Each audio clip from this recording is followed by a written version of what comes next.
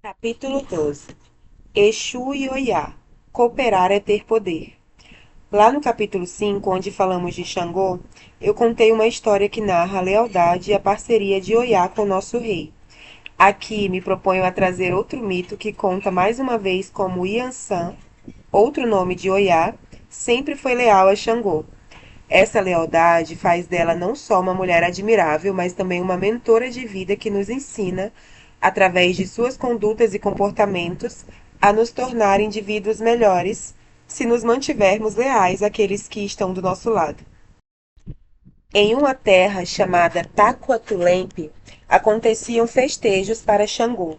Neles, sempre havia a presença de diversas mulheres que desejam o negro alto e imponente. Com isso, muitos homens o invejavam e desejavam o seu extermínio.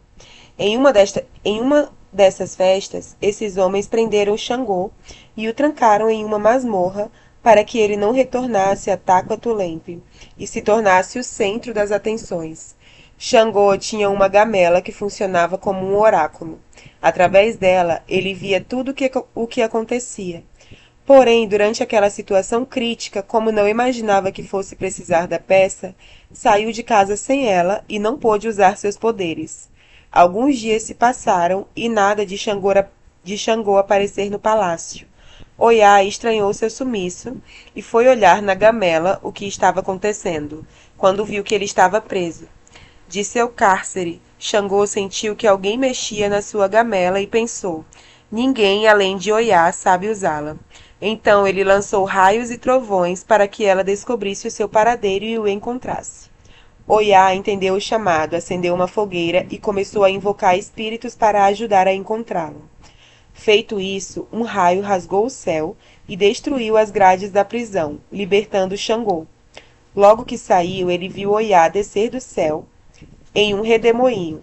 Ela então o levou embora de Táqua. Através do raio e do vento, Oiá libertou Xangô. Oiá é o vento, e como sempre digo, ninguém segura o vento. Por isso ele está sempre em mudança. Seu nome vem de Iá-Omomessã, que significa mãe de 9, epíteto que geralmente se refere aos filhos que ela gerou com Xangô. Os 8 primeiros nasceram mudos. O último foi o único a falar. Dono de uma voz gutural, denominada Seeg, recebeu o nome de Egungun, que se refere à memória coletiva dos ancestrais, aos espíritos dos mortos importantes que retornam à Terra. Oiá tem sua origem no rio Niger e é comumente associada a uma guerreira e feroz amazona. Muitas canções e rezas a retratam como a mulher mais temida do panteão, pois o seu cutelo, feito de vento, mata mais que qualquer espada. Ela está presente em todos os elementos: ar, água, terra e fogo, motivo pelo qual sua força é estrondosa. Mas é o vento que mostra seu elo com o espiritual, pois é no ar que os espíritos se formam. Ela é o vento que potencializa o fogo. É o rio Níger, que dá origem aos mais diversos seres. É o sopro da vida. É terra que gera condições climáticas para que o raio aconteça. De fato, Oiá é muito poderosa. Entre seus nomes de louvor se destacam Oiá Oriré, aquela cuja beleza é tão grande que não podemos desviar o olhar. Oiá Oriri, a encantadora, Afefé Lelé, grande vento, Afefé Iku, ventos da morte. Oiá é o vento portador da sabedoria, aquele que circula no céu e traz entendimento para o coração. Ela é o orixá que nos torna humildes, justos, corajosos e bravos. É o espírito sábio que incendeia tudo o que toca, que ferve corações, que borbulha o mundo de vida. É por essa e outras razões que Xangô precisa desesperadamente dela. Ele necessita do vento para potencializar sua presença trovejante e, ao mesmo tempo, apaziguar quando as coisas saem do controle.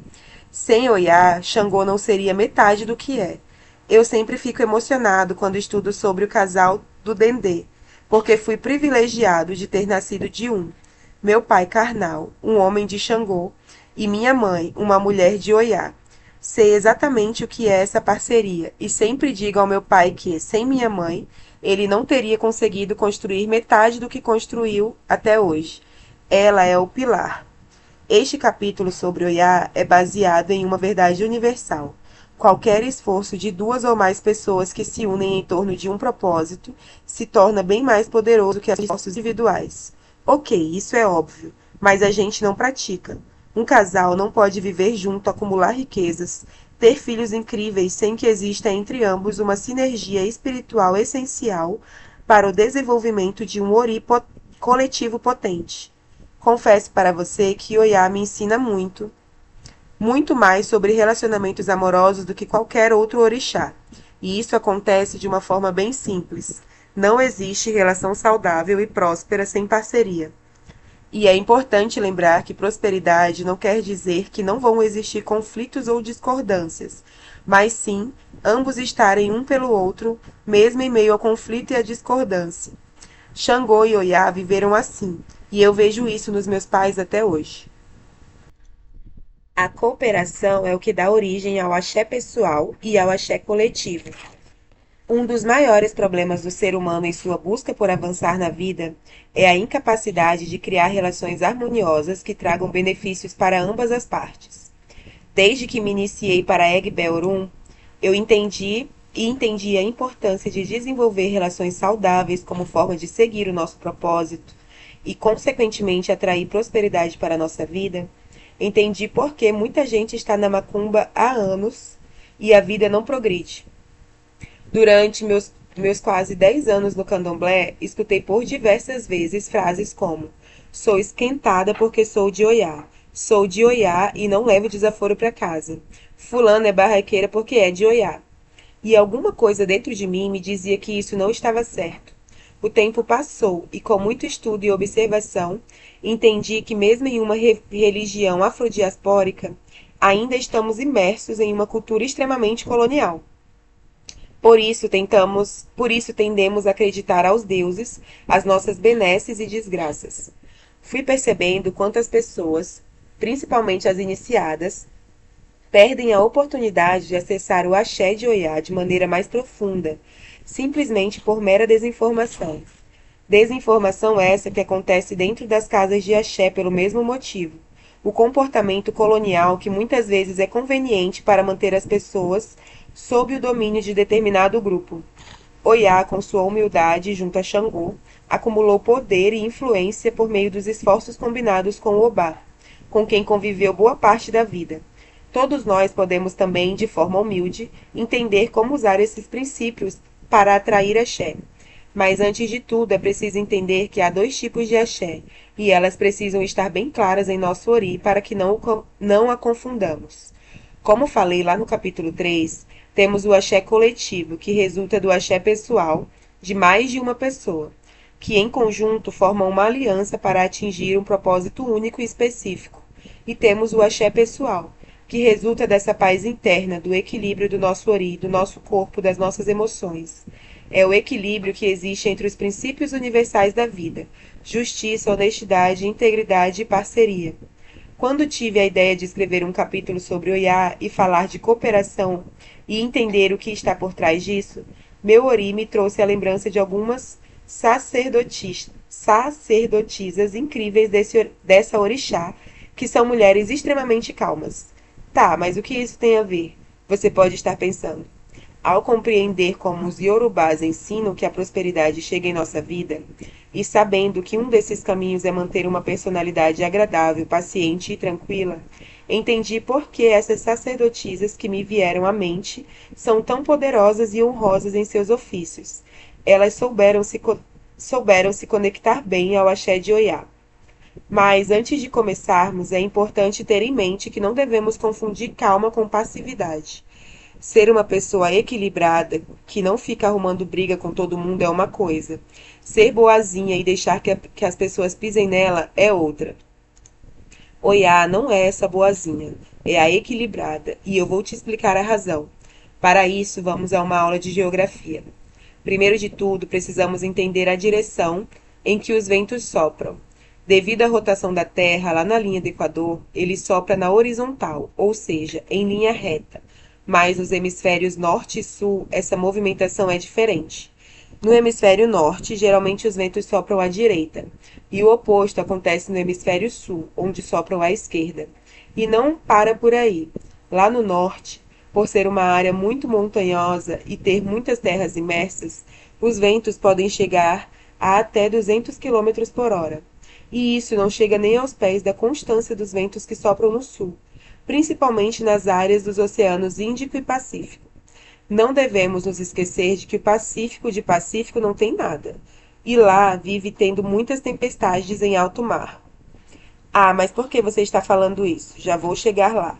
Mas você precisa ter em mente que o movimento do ar é imprescindível para que a vida na Terra se desenvolva. Eles levam ar frio para os trópicos e ar quente para os polos, o que promove equilíbrio de temperatura nessas áreas. Perceba que, mesmo quando o vento se mostra violento, a sua função no planeta é equilibrar a temperatura para que a vida humana exista. E se estamos falando de Oiá, estamos falando de vento. As respostas estão todas na natureza, tenho dito. Valores e princípios não são a mesma coisa. Os valores são pessoais, escolhidos por nós. São eles que determinam nosso comportamento, personalidade, condutas e hábitos. Já os princípios determinam o que vamos colher a partir dos valores que cultivamos. Por exemplo, você pode optar por mentir para conseguir algo de forma ilícita, ignorando o princípio da honestidade, que inclusive é axé de Exu, mas não pode escolher fugir das consequências dessa atitude. Você pode escolher saltar do abismo, mas não a consequência dessa escolha, que no caso será definida pelo princípio da lei da gravidade. Podemos escolher os valores que cultuaremos na vida, mas uma vez escolhidos, não podemos escolher os resultados que eles trarão. E o que isso tem a ver com Oiá? Essa relação entre valores e princípios é a forma mais importante de cooperação que podemos conhecer, pois é por meio dela que o princípio de ação trabalha no desenvolvimento do pensamento preciso. E é por meio desse tipo de pensamento que criaremos o axé pessoal necessário para vencer as batalhas que entramos. Repito, é por isso que Xangô precisa ardentemente de Oiá, pois ela é capaz de agir conforme os princípios da natureza. Porém, por ser dona de si mesma, tem valores que a tornam uma presença essencial na vida de qualquer pessoa. Uma pessoa age de acordo com os sentimentos que moram em seu coração. Quando saí do candomblé, eu me enchi de trabalho para fugir da realidade de estar sem casa de axé, sem religião e sem saber exatamente para onde ia. Durante esse período, eu chegava a trabalhar mais de 12 horas por dia, e por morar sozinho, passei a ter dificuldade de me dedicar de forma eficaz aos afazeres domésticos. Foi nessa fase que Angel, minha mais velha, uma mulher de Oiá, voltou para a minha vida. Por divergências políticas, Angel tinha sido convidada a se retirar da casa de axé onde fomos iniciados, um evento que aconteceu quando eu ainda frequentava o lugar. Sendo vítima de uma tremenda injustiça, fui um dos poucos que sempre sentiram empatia por Angel. Mesmo não estando no mesmo ambiente em que nos conhecemos, mantive contato com ela. Angel é uma mulher preta periférica que vive o desafio diário de criar 2 filhos, sendo mãe solo, e ainda assim consegue ser uma das pessoas mais cooperativas que conheci na vida. Em nossas conversas, eu sempre dizia o quanto ela era intensa e agia com o coração. Quando eu olhava para Angel, eu enxergava minha mãe e tantas outras amigas minhas que também agem desse jeito em suas relações. As pessoas de Oiá são assim. O fogo arde em seu coração. Essa é a essência delas. Não são mornas, não são só brisa, não conseguem ser. Uma pessoa só consegue ser cooperativa e ajudar quem está ao seu redor se agir com o coração. Só conseguimos criar axé quando pensamos como caçador, quando nos concentramos no que queremos e cooperamos uns com os outros. Oiá nos ensina que os princípios que simbolizam sua grandeza estão à disposição de outras pessoas, como canta o trecho de Chorim, que está no livro Cânticos dos Orixás na África, do Baba King. Oiá, Oiá que possui o axé, Oiá. Oiá que é grande o suficiente para nos apoiar. Oiá, ó Oiá. Desde os primórdios, Oiá, assim como Exu, nos ensina o valor da cooperação e nos revela princípios pelos quais movimenta muito axé. Se estamos buscando triunfar em nossas guerras, devemos ter fixados em nosso ori que a cooperação é a base da direção bem-sucedida. O maior poder que Oiá exerceu sobre o reino de Xangô para se tornar indispensável foi o axé pessoal vindo da sua cooperação. Primeiro no nível pessoal e depois no nível interpessoal. Exu e Oiá, qualquer forma de axé, se desenvolve pela organização. Uma vez que desenvolvemos a harmonia interna, alinhando nossos valores e princípios, estamos prontos para colaborar com o outro. E há algo a que é importante estarmos atentos. Não devemos, em hipótese alguma, criar cooperação se nossos valores pessoais não estão alinhados aos nossos princípios. Certa vez, já no CTY, enquanto estava em um ritual para Exu com minha família de axé, perguntei ao meu babá se era obrigatório, em todos os nossos pedidos de reza, sempre pedirmos primeiro por nós para depois pedirmos pelo outro.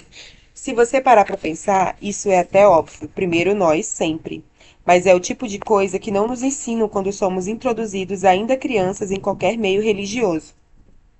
Daí ele me respondeu: princípio de Exu. Temos que louvar nosso Exu primeiro, pois é nele que começa tudo. Quando passei a observar que a relação de Oiá com Xangô era resultado primeiro da boa relação que ela tinha consigo mesma, logo concluí que não há como criar relações interpessoais duradouras baseadas em injustiça, desonestidade e falta de integridade. Primeiro devemos criar a harmonia interna e depois externa. Como sempre voltamos para onde tudo começa, nós mesmos. E como já falamos muito aqui, todo o início é Exu. E esse começar em nós mesmos tem muito a ver também com a organização.